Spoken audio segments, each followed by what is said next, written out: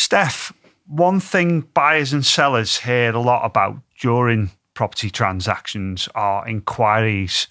What are they? So inquiries, this happens this on a purchase. Once we've got the contract pack in, we're looking through that contract pack to see the answers to this property information form.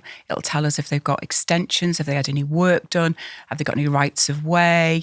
There's all sorts of information that can be on there, and we need to check that accords with what we'd see for that property. So, for example, if there's a shared alleyway, we'd be needing to see that they've got a right of way to get to the back of the house.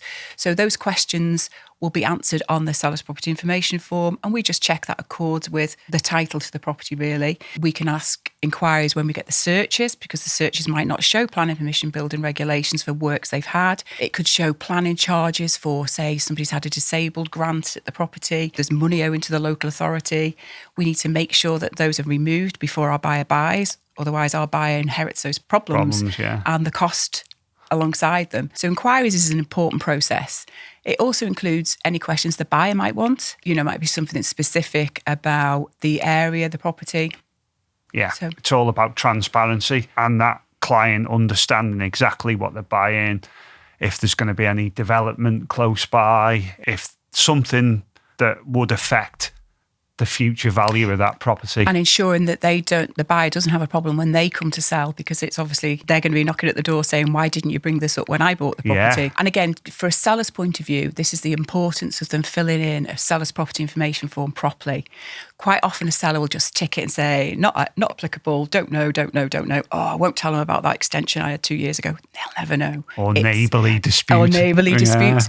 Be as honest as you can when you fill in that form. It will reduce the number of inquiries that a buyer will need to raise. Yeah, exactly. What's the consequences if, say, for example, someone had a neighbourly dispute, and they didn't declare it? What's the consequences there? I mean, depending on the extent of the dispute, yes. It could be a misrepresentation. They could be sued in the courts. It could get that serious if the problem is that bad and it affects that buyer's ownership.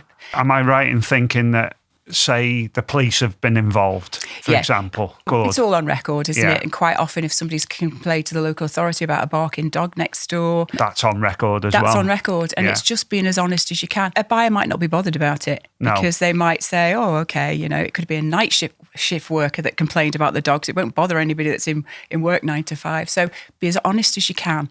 Although the ethos of conveyancing is buyer beware, which means the buyer must find out everything themselves, a seller really does need to be upfront and honest. There's problems that can be resolved. Yeah. And if we know about them at the beginning, they can be addressed. They can be addressed. Yeah. Exactly. Yeah.